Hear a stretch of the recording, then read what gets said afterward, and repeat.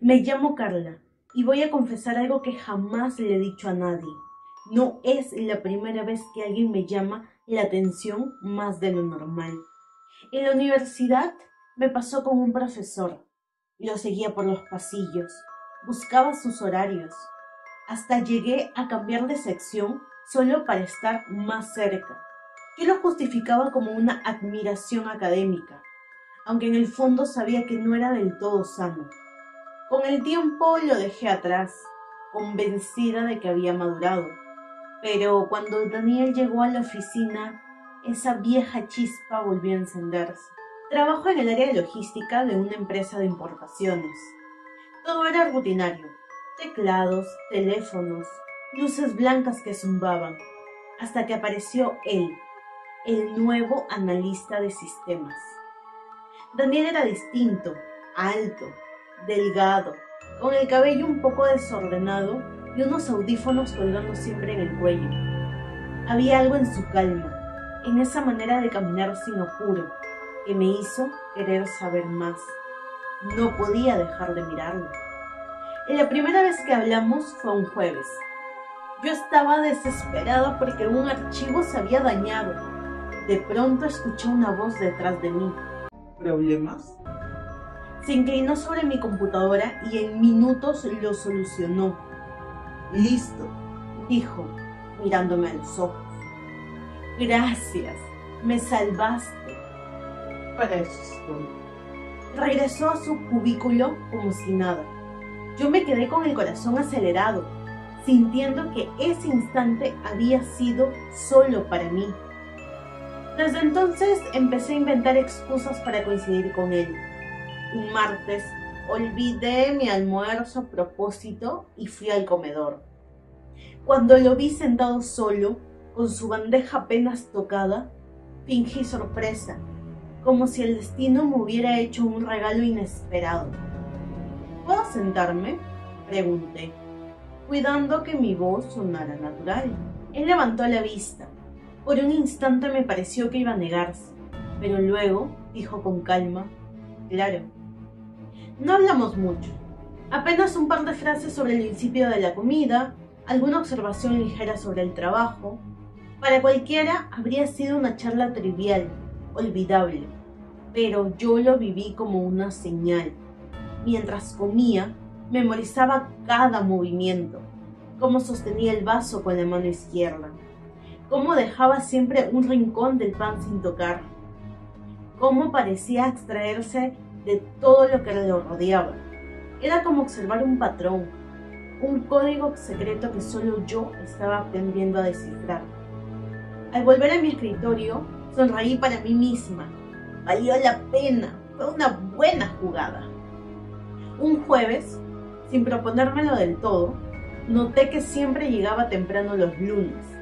Esa sola observación me bastó para cambiar mi rutina entera.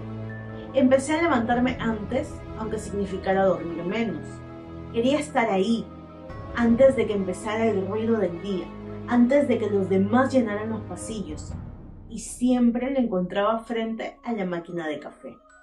¡Qué coincidencia!, comenté una mañana, fingiendo inocencia mientras revolvía mi taza. Él me miró apenas, con esa calma que nunca lograba descifrar, y esbozó una sonrisa mínima. Eso parece. Ese gesto, tan sencillo, fue suficiente para que mi corazón se agitara como si hubiera ganado algo importante.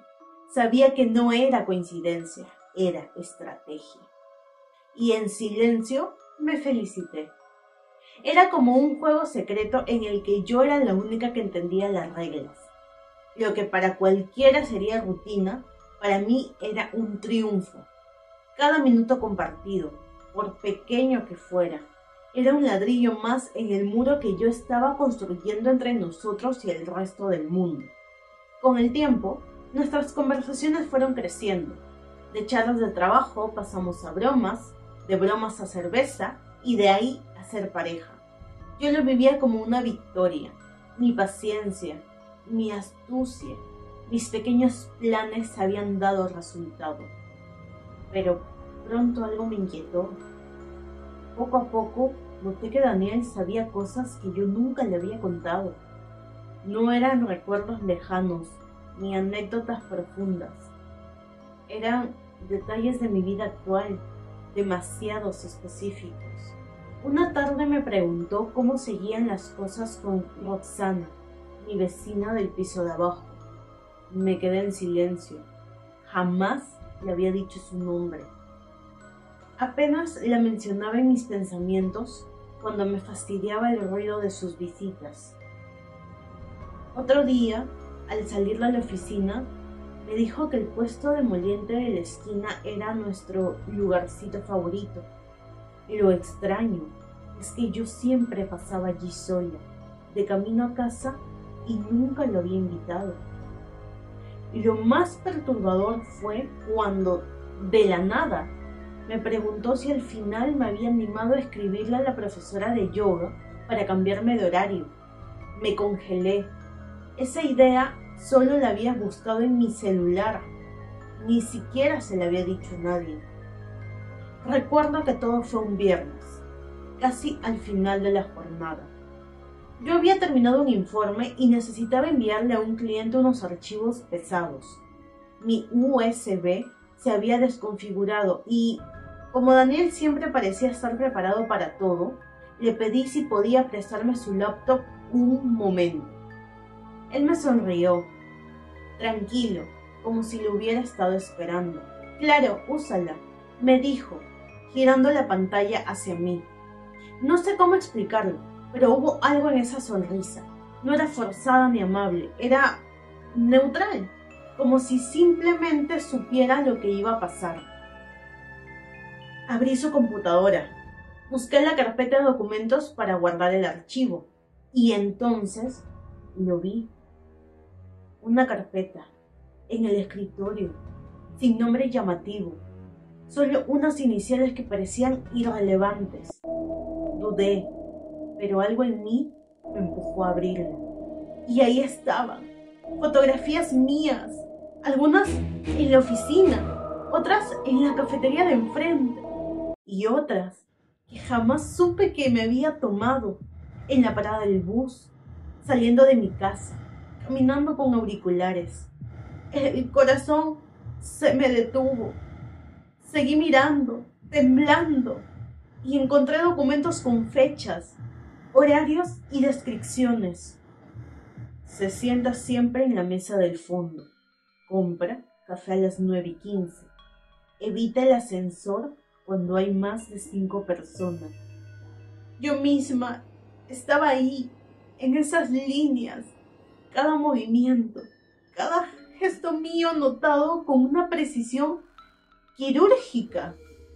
Y lo peor no era eso. Lo peor era que en cada punto había instrucciones. Pedir a Carlos que cambie el turno para coincidir. Hacer que Marta le invite al after office. Aparecer en el pasillo a las 6:40 exacto. Sentí que me iba a desmayar. Todo lo que yo creí que había manipulado para acercarme a él, cada pequeño accidente, cada casualidad, no había nacido de mí. Era él, siempre fue él. Me quedé helada frente a la pantalla y entonces lo sentí detrás de mí. Su mano descansó sobre mi hombro con suavidad, casi tierna. ¿Ves?, susurró con voz tranquila. Al final, siempre terminamos encontrándonos. Yo no podía moverme, no podía hablar y entendí que desde el inicio nunca tuve el control.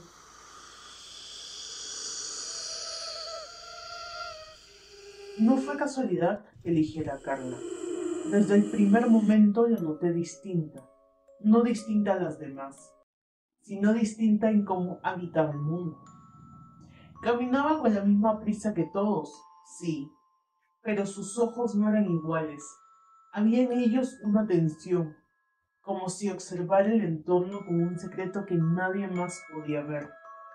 Eso me fascinó. Las otras siempre eran fáciles de leer, predecibles, aburridas. Se deshacían apenas descifraba sus rutinas. Pero Carla tenía algo más. No eran sus gestos, era la forma en que creía dominar la situación. Esa falsa sensación de control me hacía sonreír. Yo sabía que ella pensaba que me buscaba, que cada coincidencia era un triunfo suyo. Y eso era lo perfecto, dejarla creer que conducía el juego. Sus horarios encajaban con los míos sin que ella lo notara.